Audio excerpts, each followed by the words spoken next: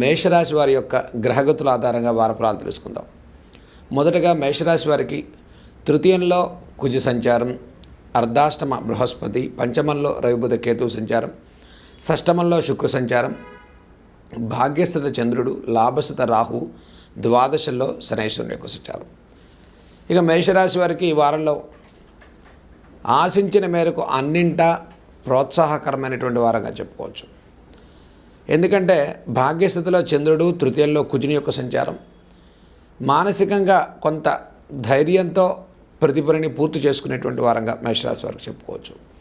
మనోధైర్యం పెరుగుతుంది, ఉద్యోగ విషయాల్లో ప్రోత్సాహకరంగా ఉంటుంది, ఉద్యోగ మార్పులు బదిలీలకు కూడా చాలా అనుకూలమైనటువంటి మాసంగా చెప్పుకోవచ్చు వారంగా. మేషరాశి వారికి ఇటు లాభస్థిత రాహు సంచారం వల్ల కూడా గతం నుంచి ఉన్న ఇబ్బందుల రీత్యా కొన్ని కీలకమైన నిర్ణయాలు తీసుకోవడానికి అవకాశాలు గోచరించే వారంగా చెప్పుకోవచ్చు.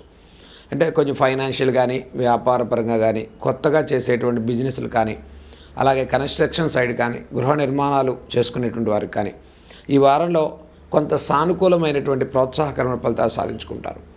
ఇటు అర్ధాష్టమ బృహస్పతి యొక్క సంచారం వల్ల విద్యార్థుల్లో చాలా ప్రోత్సాహకరమైన ఫలితాలు గోచరిస్తూ ఉన్నాయి.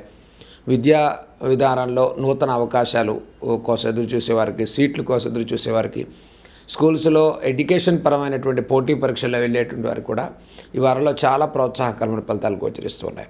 ముఖ్యంగా పంచమ రవిబుధ కేతువుల వల్ల మేషరాశి వారికి ఆత్మవిశ్వాసం, మనోధైర్యం, ప్రతి పనిలో ఒక స్పష్టత, చెయ్యాలనేటువంటి గట్టి సంకల్పం, ఇది జీవితంలో కొన్ని కీలకంగా ఒక స్ట్రాంగ్ మైండ్ సెట్ని డెవలప్ చేసుకోవడానికి ఈ వారంలో ప్రోత్సాహకరంగా ఉంది. ఇక వ్యాపారస్తుల విషయంలో కూడా ఈ వారం చాలా సానుకూలమైన పరిస్థితులు గోచరిస్తూ ఉన్నాయి. వ్యాపార విషయాల్లో కూడా ఇటు ఏలినాటి శని ప్రభావం ఉన్నప్పటికీ కూడా, ద్వాదశ శనైశ్వరుని ప్రభావం ఉన్నప్పటికీ కూడా అన్నింటినీ అధిగమించి ఆత్మవిశ్వాసంతో ముందుకెళ్ళేటువంటి వారికి మేషరాశి వారికి చెప్పుకోవచ్చు.